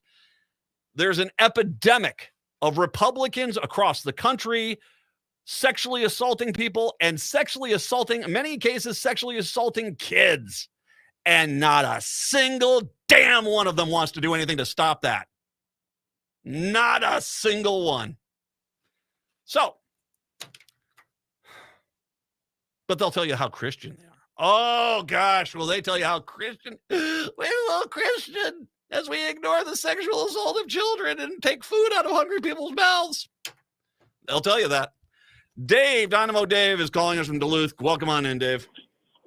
Oh, thanks, Matt, for taking my call. Hey, you're having a good show today. I like it. Thank you, sir. A couple things. I think you guys were wondering about presidents that didn't seek a second term. Yes. You remember Johnson? He took office after Kennedy was assassinated, but then when it came to 68, he decided not to run. He was being, there was other major candidates, going up against him as well. And whenever there's another candidate or somebody who's a major party person that runs against the president, they usually have trouble. If you remember Jimmy Carter, Ted Kennedy went to try to run against him, so Chappaquiddick thing came up. Yeah. And that didn't help. And then George W. Bush, you could say Ross Perot was practically a Republican, except he wasn't in a party, but he took a lot of those votes.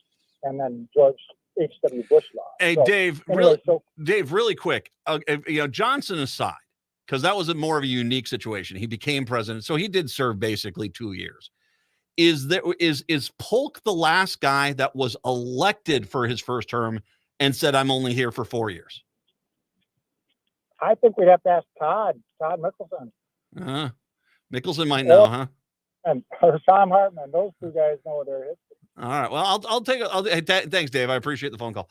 I'll do some looking into that and see if I can find out if that is the case. I mean, there's a jumble of the guys in the 1880s, 1890s, 1900s.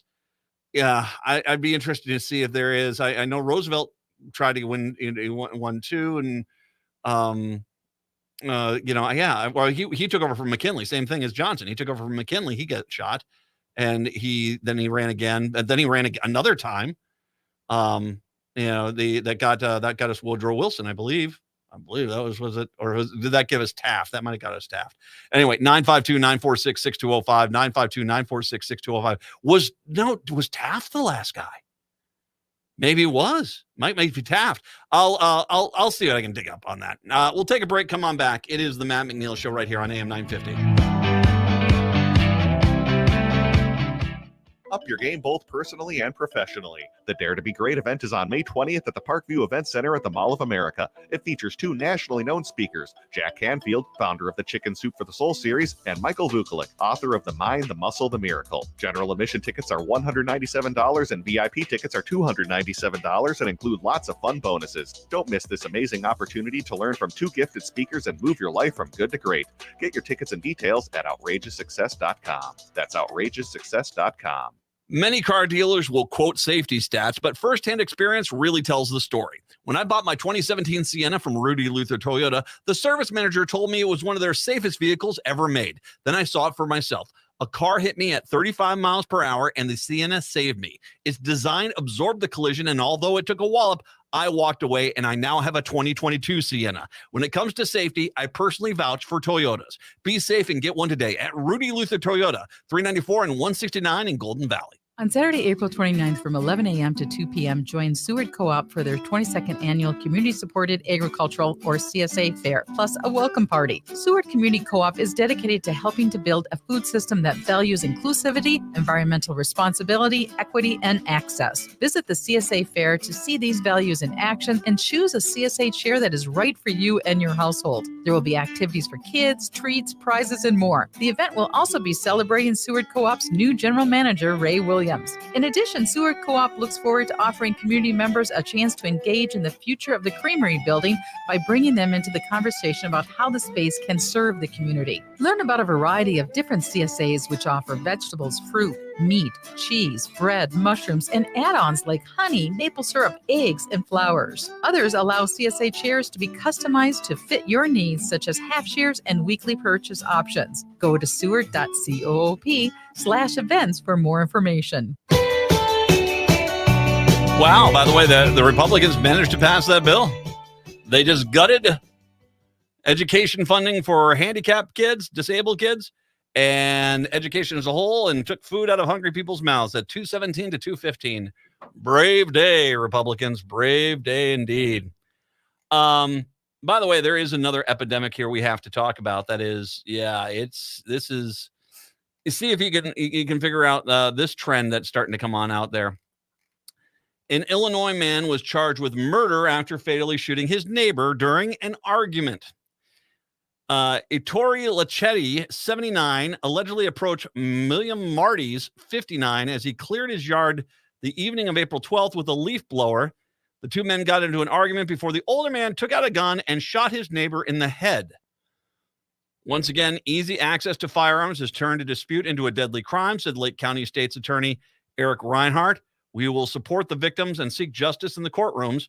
Paramedics found Marty lying in the driveway of his Antioch home and pronounced dead at a nearby hospital. The police found a handgun believed to have been used in the killing near Lecce's property line. Lecce had various previous grievances with Marty. According to the investigators, he was arrested without incident after a search warrant was executed at his home. Reinhardt's office examined evidence from the shooting and approved 2 counts of first-degree murder. Our condolences go out to the family and friends of William Marty's, who was senselessly murdered, said Lake County Sheriff John Eilberg. The members of our sheriff's office are relentless when it comes to seeking justice for victims.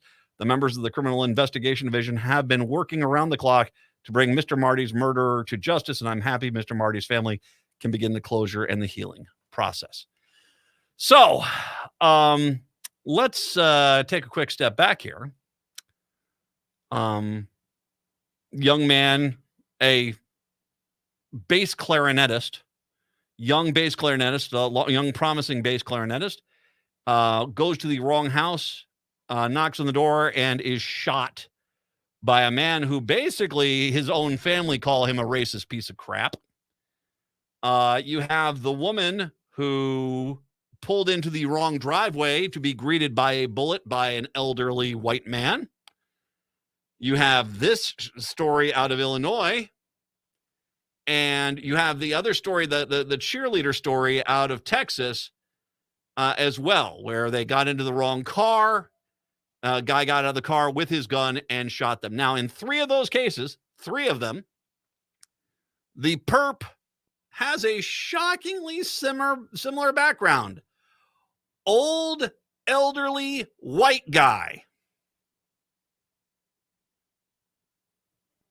That's it. That seems to be our problem right now.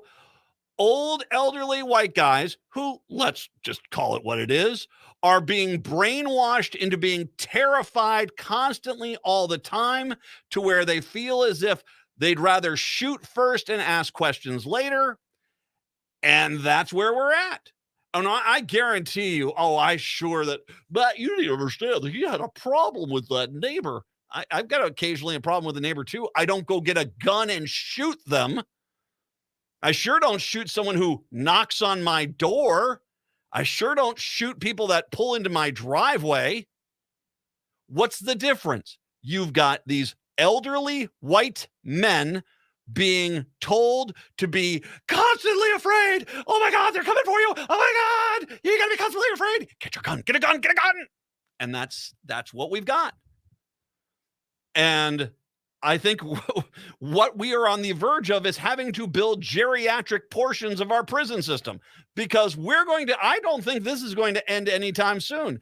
I think you have scared all these elderly white far right-o Republican men into being terrified all the time and thinking they better shoot first and ask questions later. And they don't realize you can't just do that, especially when you're screaming racial epitaphs. You can't do that. So, when are Republicans going to deal with the elderly white male crime problem? We'll have to see. Native Roots Radio up in the 6. We're back tomorrow. Till then, see ya. This is Chad, owner of AM 950. Our station is located